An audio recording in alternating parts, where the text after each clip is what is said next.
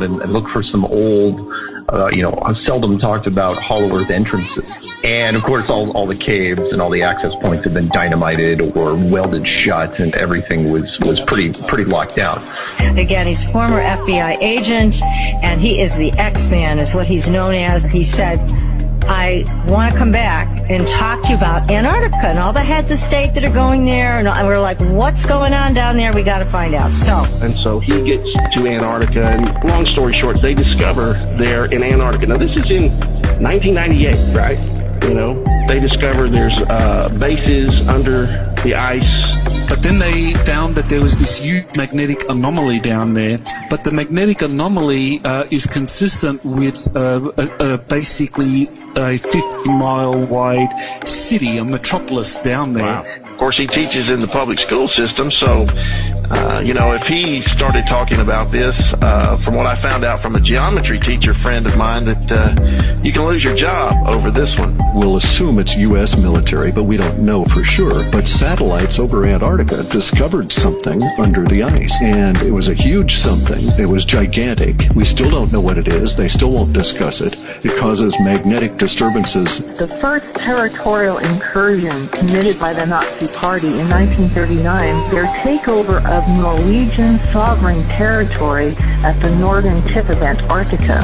But why? What were the Nazis looking for? I get an order from the Pentagon to report to the Chief of Research and Development. I walked into General Trudeau's office. Then he gave me an order. He said, Phil, watch things for me. The rest don't understand. The fallen angels being locked away beneath the ice in Antarctica. There's not very many people that go to Antarctica. For some reason, that's just the land that nobody touches. Why would he, at the age of 86, go to the Antarctic? It had to be something monumental.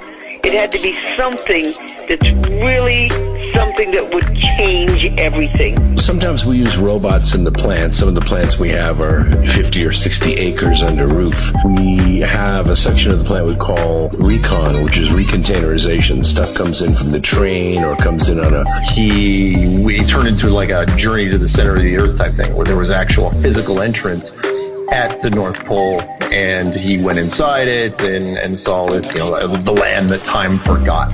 If you want to know how many residents it has as its population, the official count is an average of only 5,000 temporary residents. That's all the scientific community Military bases, alien bases, there's a laboratory there, there's, an entire situation going on of contact between the human race and an alien race. And then, of course, the Congressional Committee went down there, and that's when rumors began about this Antarctica city having been discovered. The city was a city that was flash frozen around the time of the Great Flood. It's covered by a molten glass dome. There are waters above that dome. The Earth is, a disc, not a ball. In the Earth's magnetic field so far out that it can be sensed out 300 miles away from the planet. This unknown thing, spaceship or something otherworldly that would be found in Antarctica. As this project continues to unfold, I am gradually becoming more convinced that the early Nazi success in Antarctica provided the impetus for everything else that was to come. And we had 3,000 officers in R&D. And that was the order he gave me. Watch things because the rest don't understand for me. We knew they were important, and we knew there was something there. Return them to us for competitive edge of the Army and give them to the people. The Ark of Gabriel was taken. Russia took the Ark of Gabriel to Antarctica. If these fallen angels are released from their prison, so he goes down there, and what does he see? He sees exactly what these people are saying that they have found. He sees the mothership. You don't see the other two because they're buried under the ice, but one they've dug down to. They're 2 miles down in the ice. and we have to sequence that, put it in order of color. And sometimes we use robots or we use self-driving carts because they don't have eyes like we have eyes. This is all driven by military research. There was a huge expanse of land, bigger than the United States, past the South Pole, which he hadn't even seen yet. which meant that nobody's seen it because he was the leading explorer in the world at that point, and he flew his own planes. The personnel there is just incredibly small as far as how many people are there. These pyramids that have been uncovered at Antarctica, and that are larger than the pyramids of Giza. Out of this underground base in Antarctica, this huge hole begins to open up. This spacious, huge, UFO spacecraft comes up out of the ice, from under the ice. So Antarctica is not millions of years old in terms of it being covered by ice over a period of millions of years.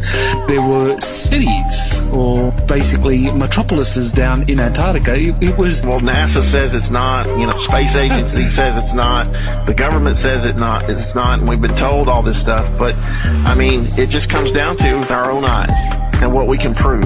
When we find out that there's this large magnetic anomaly under the ice that is not part of the continent itself. In other words, there's something sitting on the Antarctic continent that's underneath the ice that is still able to throw out a magnetic field disturbance 300 miles out. The coming of transhumanist robots, chemical human hybrids, and artificial intelligence. Without the Deutsche Antarctica success in 1939, World War II might never have happened. The integrated circuit turned into a supercomputer in 30 years.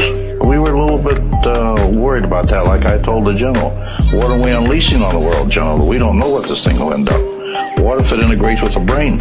In the end times, these fallen angels are probably pretty angry since they've been trapped. They're trapped in Antarctica. They're probably pretty angry that they've been trapped for so long. He sees that. He realizes that these are aliens. It was aliens who helped us advance. It were alien beings that were coming down from the sky in these wheels that the Bible talks about. Humans have 120 degrees of peripheral vision, and we can run as fast as 25 miles an hour at an oblique angle to that moving object and catch it midair in a glove. The entire Antarctic continent was made out of resource-rich materials, and nations could be squabbling over this thing for years and years to come. You can ignore a lot of stuff, but you can't ignore conspiracies that are bigger than money. Now, one thing that Lima and Google Earth have in common, is that both systems show blur-outs, whiteouts, and grayscale alterations of certain areas. And moves up into the air and flies away. The elite are trying to push and pre-program and indoctrinate people's minds